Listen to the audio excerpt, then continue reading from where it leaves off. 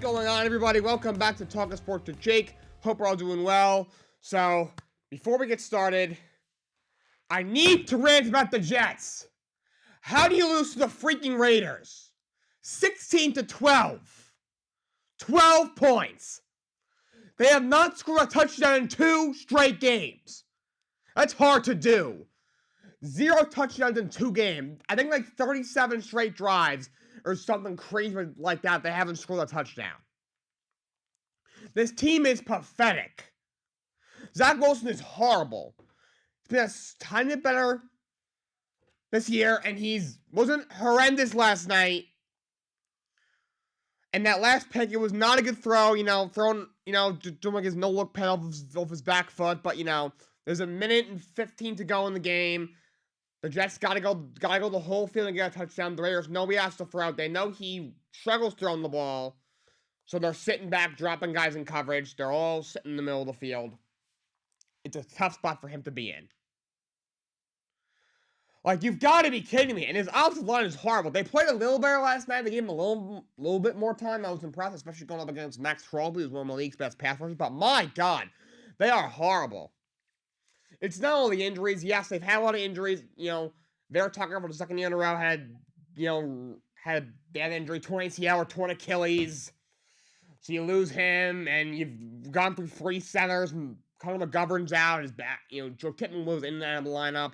Dwalin Brown's out, but he sucks anyway.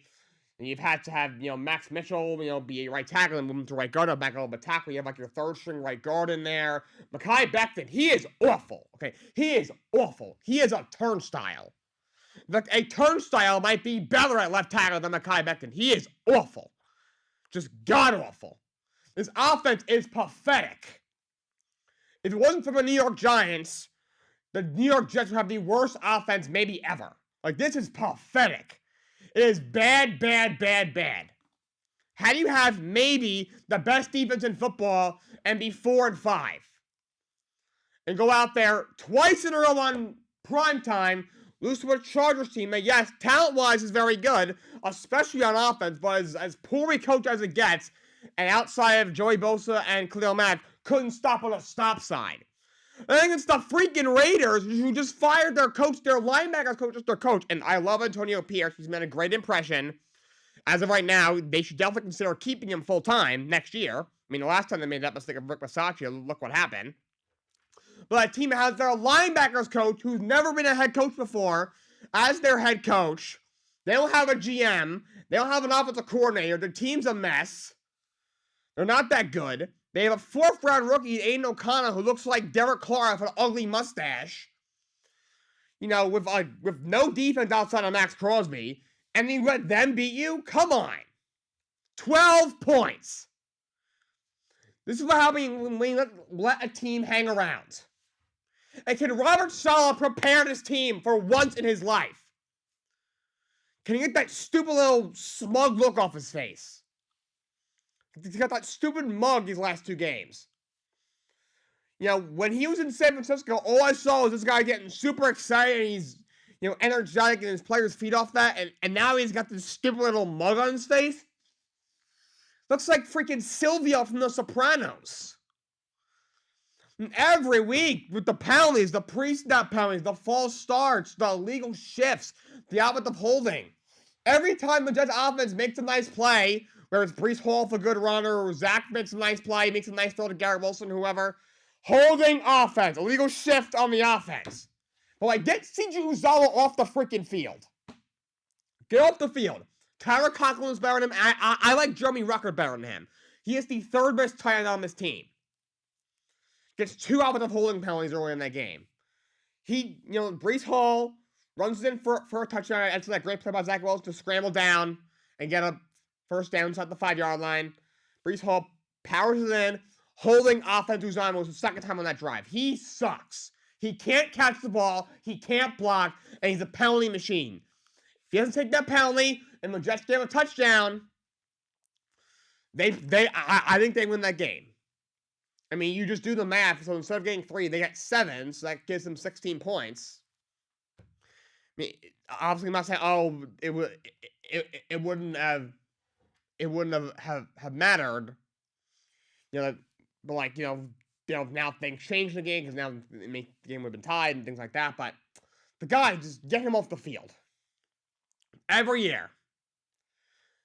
This is what happened when they put all their eggs in one basket with Aaron Rodgers. And that's on Joe Douglas for not having a significant backup plan in case Aaron Rodgers got hurt. Not the same dude, Zach Wilson, who proved that he can't play in his league. He's been a little better this year, but still, he's not a starting caliber quarterback in his league.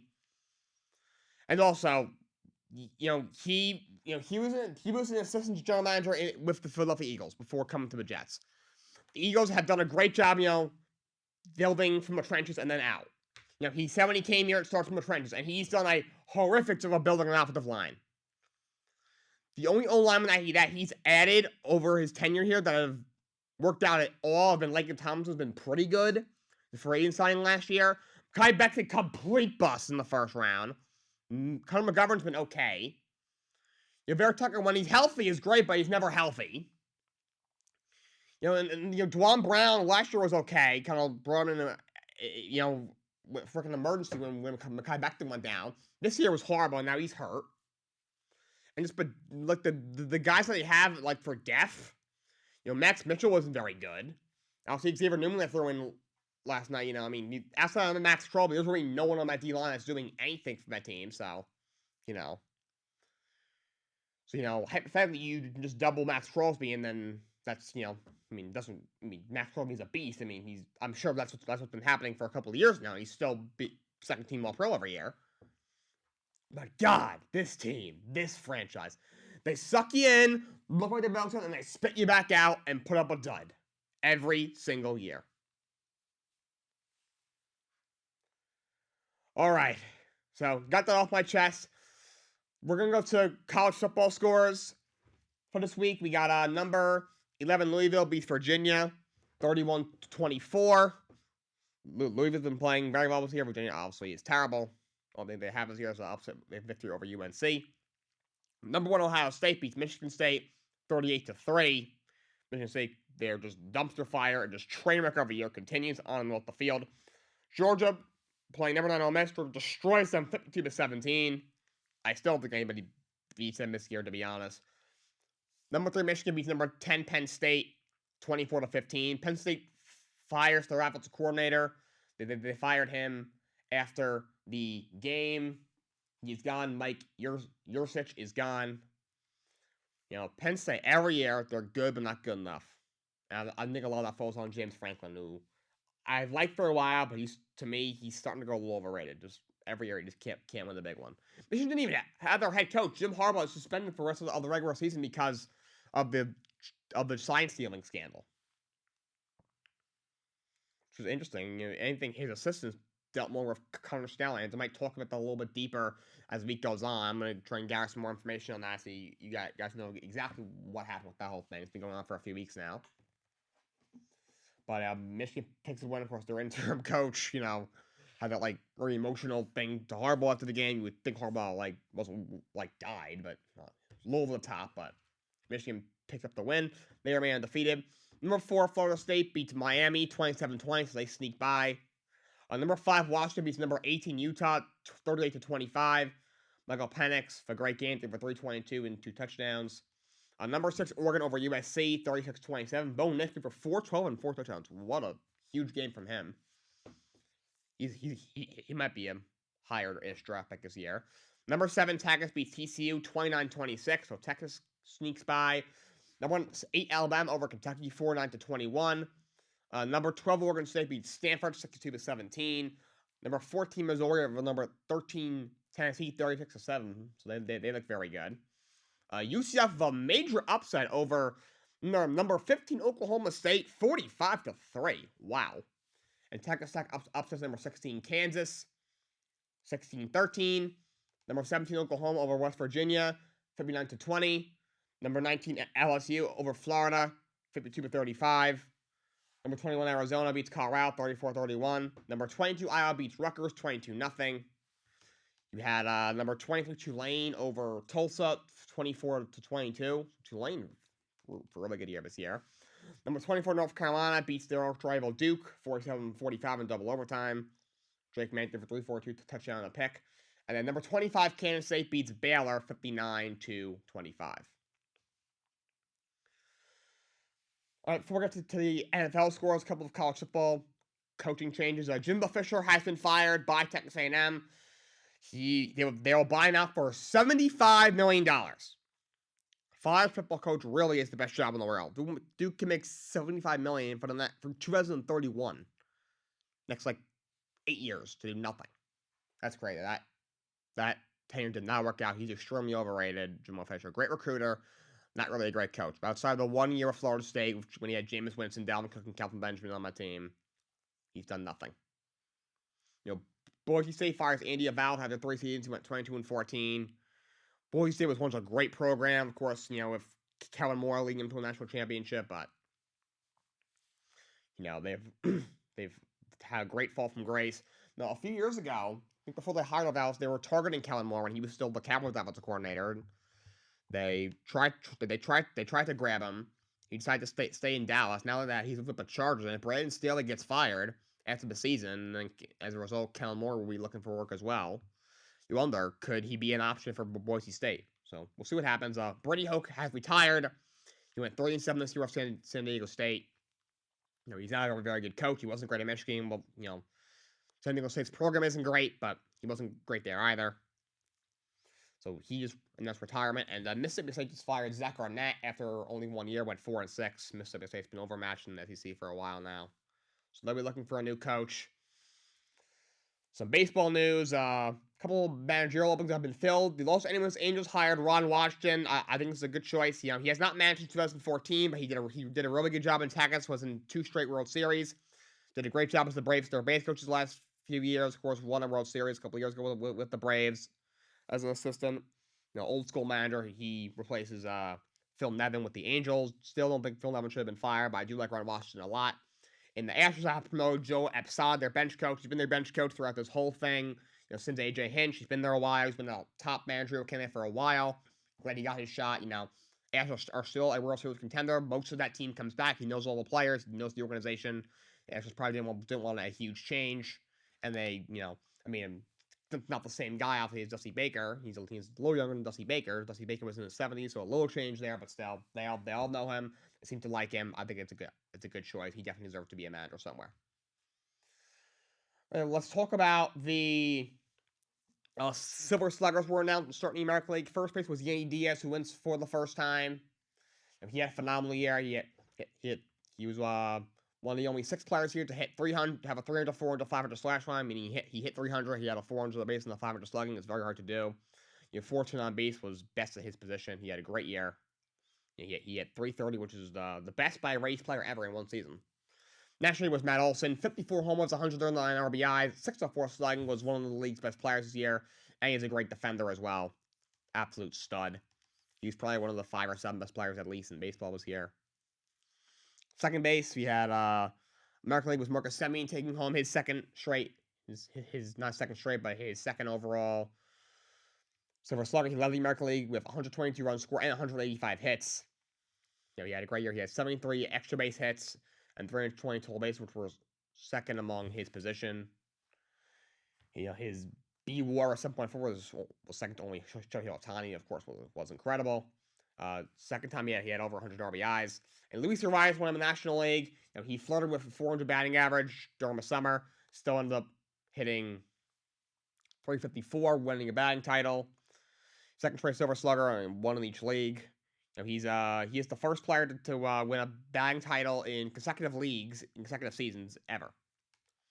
At third base, we're going to go shortstop first, actually. American League, we have Corey Seager wins for the 3rd time in his career. Incredible year this year. 33 homers, 96 ribbies, 88 runs scored. 42 doubles, led the American League. Also went 327, which was second in the American League. That's was second American League with a 623 slugging and 1013 OPS. MVP frontrunner, I think it's Ohtani, but he should be the runner-up. In National League was Francisco Lindor. The Mets with his star. I was very happy for Lindor. He had 288, 371 on base, 516 slashing with 1954 over his final 9 games. They're a bit of a slow start. Ended up with having he's one of 6 shortstops this year. He's one of 6 shortstops that have a 30-30 year. Had 31 homers. 90, almost 100 RBIs, and he also stole 31 bases, was a great defender. I'm glad he got recognized for his success, and it was overall a very tough year for the Mets. Third base was American League. For the American League was Rafael Devers wins uh, for the second time. He had 30 and 100 for the third time in his career. Only 26 years old. He's had his fourth year of at least 65 extra base hits. He's just an absolute stud. Still only 26 years old. He's living up to his contract for sure. He also had a career best 55.1% hard hit rate, which was the sixth best in the league this year. And nationally was Austin Riley, who continues to be underrated. He's a great player, really good young third baseman for the Braves. He led all third basemen with 117 runs scored, 179 hits, and 37 homers, and 72 extra base hits. Also total bases and OPS he led. He's a stud. Third career 30 homer season. He's the third Braves third baseman with 3 career 30 homer seasons, along with Eddie Matthews and Chipper Jones, who are of course both all-time greats and already in the Hall of Fame. In the outfield in the American League, we had Luis Robert winning his first 38 home runs this year, 75 extra base hits. That was the most by White Sox outfielder since Jermaine died in 2008. He had Julio Rodriguez wins for the second straight year. That kid's going to be an absolute superstar. Was American League Rookie of the Year last year. Well, 2 years ago. He was 25 and 25, and as a rookie now, 30 in his second year. 32 homers, 37 steals, OPS over 800. He had a phenomenal year. And Kyle Tucker wins his first Silver Slugger as well for Houston. Phenomenal year. Hit 284 for 369 on base and a 517 slugging. He had 29 homers, over 30 steals. Also hit 354 with runners in scoring position and led the American League of 112 RBIs. I love Kyle Tucker, very underrated. In National League, you had the outfielders were Ronald Acuna, of course, wins his third. He should win the MVP. 41 homers and 73 steals, historic year. Didn't strike out that much, only struck out 11% of the time, down from 23% last year. 416 on base. Mookie Betts won his sixth. He hit 364 with 1075 OPS for the last 2 months. He almost stole Acuna's MVP. Obviously, we don't know yet, but I think Acuna's still going to win it. He ended up paying 307, 408, 579 on the year. Of course, was MVP in 2018 with Boston. He had a career high 39 homers. Was one of the league's best players. And Juan Soto won his fourth. They have a slow start, but after that, had a huge year. This year had 35 homers, 410 on base, had 132 walks. Interesting to see if he gets traded this offseason. I know there was rumors that he would, and then, his agent, Scott Boras, said not going to be traded. We're hearing it might be more of a deadline thing. But then, Ken Roosevelt came out and said, yeah, he's getting traded. We'll see what happens. Casually, had a pair of first-time runners in the American League. Was Adley Rutschman with the Orioles. 277, 20 homers, 80 RBIs, 92 walks as well, which is hard to do as a catcher. He's going to be a great catcher for a very long time. For the Baltimore Orioles, National League was William Contreras for the Milwaukee Brewers. He led all catchers with 38 doubles and 56 extra base hits. Also led them in slugging. After a little slow start, he hit 314 with 873 OPS after the All-Star break. And for DH, it was, of course, Ohtani for the second time. He's about to most likely add his second MVP of his career. He hit 44 home runs this year at a 412 on base, and he missed the last few weeks of the year. And he was a top 10 starting pitcher in the league this year. National League was Bryce Harper. He obviously comes up Tommy John on May 2nd, and although he didn't hit a lot of home, his power was down a little bit this year, probably because he was coming up with Tommy John. He came back a lot earlier than expected, so he had to kind of call up the speed. So 21 home runs, he had 51 extra base hits. He at one point had 37 straight games without a home run, which is very unlike him, but still had a great year. And then he had 18 home runs over his last 68 games, with OPS over 1,000. Typical Harper. Such a great player. And for utility players, which is a new thing recently, you had Gunnar Henderson, who's probably winning American League Rookie of the Year, another Baltimore Oriole. He had a great year. He scored 100 runs, 66 extra base hits. He played short and third base. That's why he was a utility. National League was Cody Bellinger. He played center field, played left field, played first base. He had a big bounce back year. Of course, he was MVP a few years ago for the Dodgers and had a few really rough years to get in that big contract. But the change of scenery helped. He hit 307 with 26 home runs this year. His sugar rate he chipped it to 15.6% after it was over 25 in the previous 2 years. He had a great year. He's about to get a big contract as he just opted out of his contract and will be a free agent. All right, but by speaking of Bryce Harper, the Phillies are going to play him at first base permanently from now on. Couple things for basketball.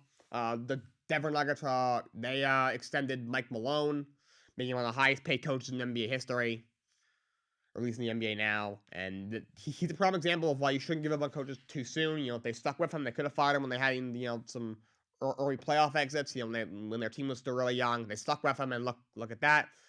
Last year, they won a championship, and now this year, they're possibly in prime position to do it again. The Pittsburgh Penguins are retiring Jaromir Jagr's number. Jagr is top 3 in points all time. One of the all-time greats. Played for a long time with the Penguins, won a couple Stanley Cups. He is having his number retired. The Edmonton Oilers fired Jay Woodcroft. The team started 3-9-1 or something like that this year. He lost to the Sharks, who lost their first or 0-10-1 start the year. I'm not sure it's all on him. The contract they give to Jack Campbell completely blew up on their face. Their goaltending and defense has been horrible. They've given up almost 4 goals a game on average this year, 3.92 to be exact.